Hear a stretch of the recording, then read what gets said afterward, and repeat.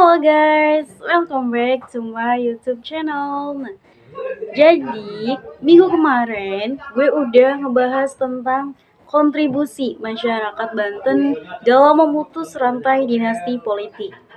Ada 7 poin yang gue sebutin di video sebelumnya, tapi gak akan gue sebutin di video kali ini, karena pada video kali ini gue bakal ke intinya, dimana pembahasan pada minggu kali ini gue bakal ngebahas tentang peran masyarakat Banten dalam melawan dinasti politik dalam konteks gerakan sosial dan juga tantangannya. Untuk itu, kalian harus simak video ini sampai akhir karena pembahasannya itu bakal luas banget, jadi ditonton ya. Check this out.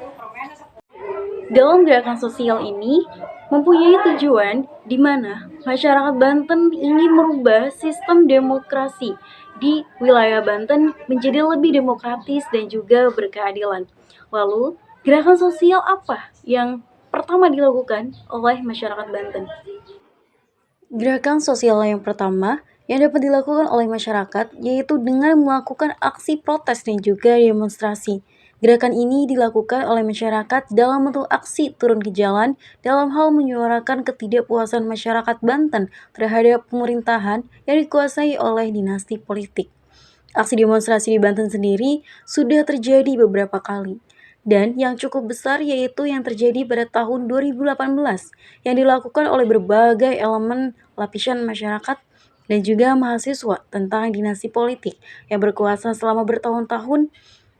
Aksi demonstrasi ini yaitu mengenai ketidakadilan, korupsi, serta nepotisme yang terjadi akibat adanya dinasti politik pada politik lokal. Aksi ini sering melibatkan orasi di gedung pemerintahan setempat, serta melakukan blokade jalan agar menarik perhatian publik serta pemerintah pusat.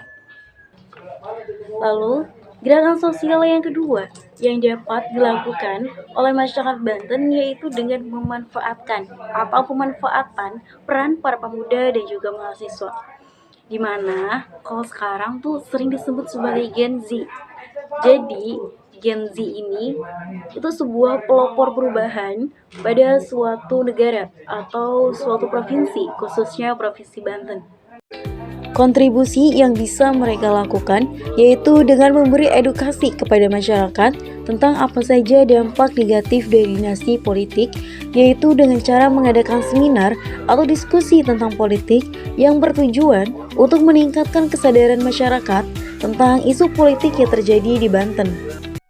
Selain itu, para pemuda dan mahasiswa bisa memantau jalannya pemilu seperti berpartisipasi menjadi panitia pemungutan suara di daerahnya saat sedang pemilihan umum. Hal ini agar tidak ada kecurangan dalam penghitungan suara dan pemilu bisa berjalan dengan adil dan jujur. Lalu, gerakan sosial yang ketiga yaitu advokasi hukum dan juga kebijakan. Di mana ini bisa dilakukan itu dengan kampanye kesadaran agar masyarakat paham tentang isu-isu yang ada di sekitar lingkungannya, seperti hak atas hukum, hak asasi manusia, dan juga hak-hak yang lainnya.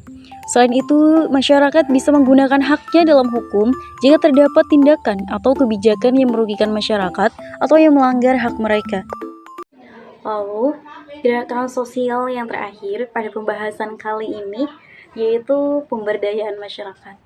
Pemberdayaan masyarakat ini bisa dilakukan dengan melakukan pembinaan pada para pemimpin lokal atau para calon-calon pemimpin lokal nih, agar mereka ketika berkompetisi di dunia politik itu berkompetisi dengan adil, jujur dalam sistem demokrasi di Banten.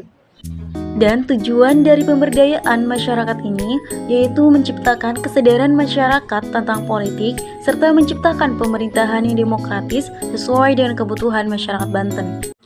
Tapi ingat teman-teman semua, dalam melakukan segala hal itu pasti ada tantangannya. Begitu pula dengan gerakan sosial yang dilakukan oleh masyarakat Banten. Ada begitu banyak tantangan yang dihadapi oleh masyarakat Banten dalam melakukan gerakan sosial ini. Yang pertama, tantangannya yaitu berupa tindakan intimidasi dari para elit-elit politik atau dari mereka yang bersangkutan tentang dinasti politik kepada para pemimpin gerakan atau para aktivis. Lalu yang kedua, tantangan yang kedua ini umum banget dilakukan atau sering terjadi, di mana perbedaan pandangan itu bisa nimbulin konflik internal. Jadi dalam perbedaan pandangan ini itu bisa melemahkan sistem dalam suatu gerakan sosial itu. Dan tantangan berikutnya yang dihadapi yaitu tentang keseimbangan ekonomi, di mana masyarakat tuh mempertimbangkan nih sekiranya dalam mengikuti gerakan sosial, karena masyarakat pasti lebih memilih untuk mencari nafkah untuk kebutuhan sehari-hari. Lalu tantangan selanjutnya yaitu sulitnya akses terhadap informasi atau media, dan ini tuh bisa nimbulin kurangnya informasi yang tersampaikan kepada masyarakat, karena dua hal aspek itu dikuasai oleh orang-orang yang bersangkutan dengan dinasti politik. Jadi teman-teman semua, itu adalah pembahasan tentang gerakan sosial yang dapat dilakukan oleh masyarakat Banten dalam melawan dinasti politik, dan juga beberapa tantangan-tantangan yang harus dihadapi dalam melakukan gerakan sosial ini.